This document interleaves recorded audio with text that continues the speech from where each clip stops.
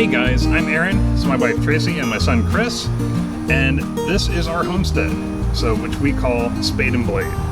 So my wife actually came up with that name. It's pretty suitable though. Oh, thanks. Yeah, Spade and Blade. We've actually we've been looking for this this property for about 6 years before we bought it, yeah. And we had it named years before we found it because we were envisioning a piece of land that we could have our homestead on. Mm-hmm.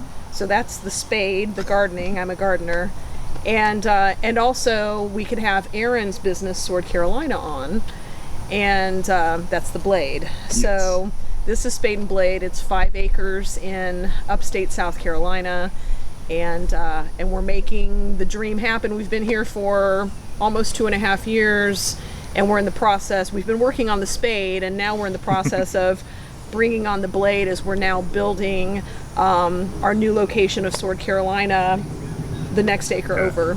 You can almost see it through the trees. So we've got a lot going on. It's a lot of fun stuff. It's a lot of rewarding stuff on our end. We thought you might enjoy that. So like Trish said, I teach sword fighting. She's got the corporate job.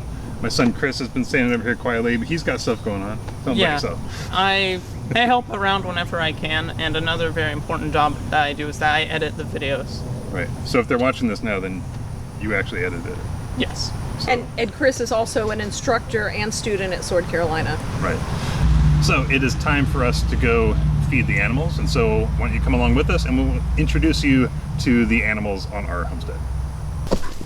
All right, so I guess no homestead is complete without dogs, but we actually brought these dogs with us. These are kind of grandfathered in, like from our suburban area.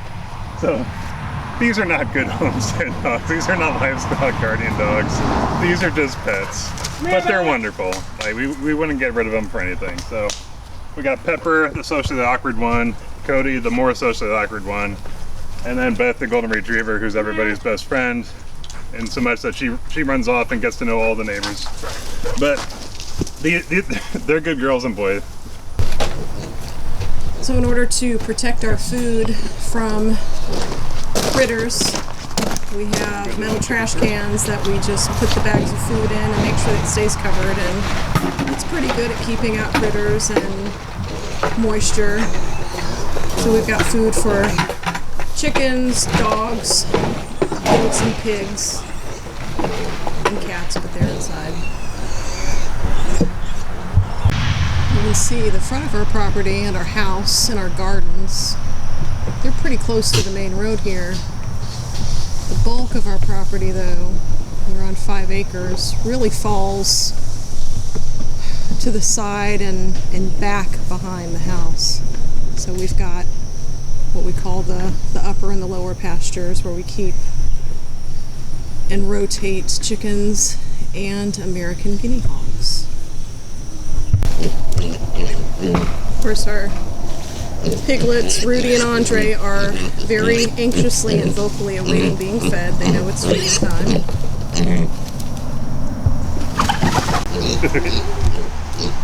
So here's our goats. They only get fed in the morning, but they always forget that. So they always want to get more food. There's so much growing in the summer right now, so many leaves, so much grass that they don't really need to be fed, but we do feed them in the morning just to make sure they're getting all their little trace nutrients that they might need. They're mostly just greedy right now, but and they normally have the run of what, about 3 acres? They normally have the run about 3 acres.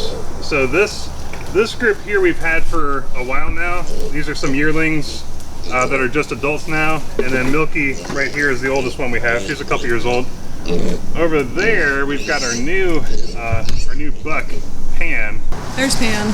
So yeah, there's our new buck, Pan. So hopefully he'll be working with our ladies here to make some kids for us for next spring, and then we'll have some milk.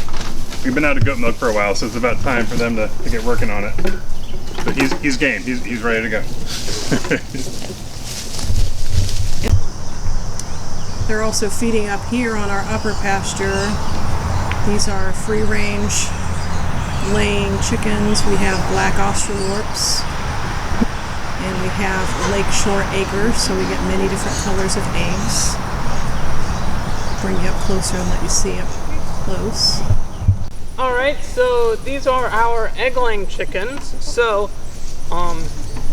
Yeah, about 2 times a day these guys get fed, but during the afternoon we also collect their eggs.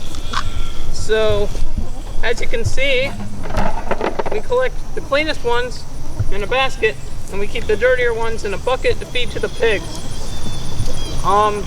Besides that, whenever we move them, we have a really simple net to move them with, and then we stick them all in the chickshaw.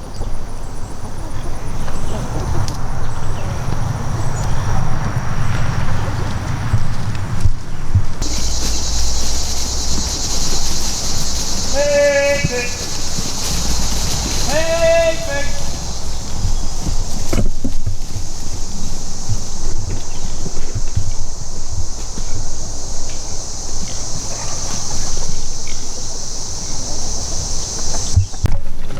Belly. How's that belly? So these are our 2 breeding sows, Maple and Magnolia. They're sisters. And then our breeding boar is Abraham. And we've had 3 different litters from each of the girls over the last 1.5 years.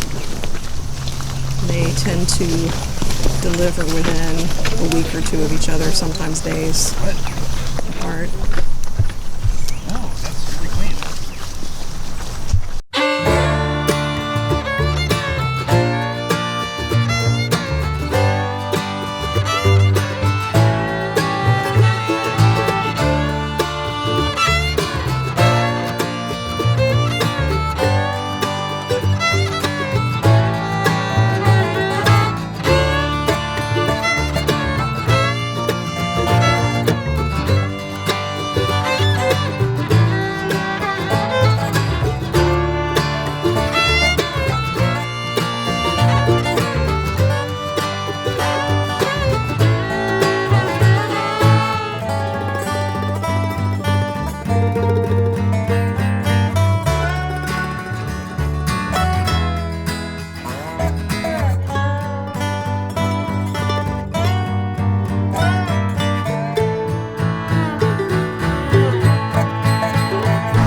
So I guess we should introduce you to the last couple members of our household. This is Boris and Natasha. They are brother and sister. And what are they? They're Lynx Point Siamese. Lynx Point Siamese cats. These are indoor only cats, but they love sitting on the porch with us. But we can't let them run free because they're terrible. They will not survive an hour outside of the air-conditioned house. But it's good exercise, isn't it? Up and downhill, across the creek, feeding the animals. Sure. Chris usually does all that in the evening by himself, so props to him because that's a good workout there. Thank you. But we invite you to join us on the channel here. We'll be having videos of the stuff that we've learned and we figured out. We'll have kind of the ups and downs of homesteading. Lessons learned, things we didn't do right the first time. Lessons learned, horror stories. But if you want to just kind of follow us along, if you're doing it yourself or wanting to do it, we'll have some good tips and tricks for you. The biggest thing I can tell you though is if you are wanting to try out this lifestyle, is that there's no one perfect way of doing things. The way we do it is not perfect. Like, we do stuff wrong, but it's good for us. We grow along the way.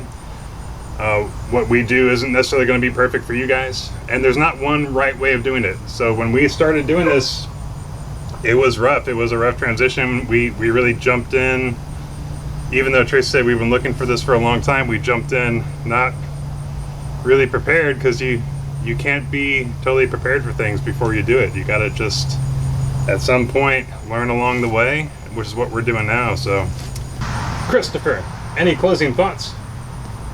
No. Aaron and Chris heading down to our back pasture where we have American guinea hogs. We have 2 sows and a boar. Can you hear me? They are going down to feed them. Do you think it'll catch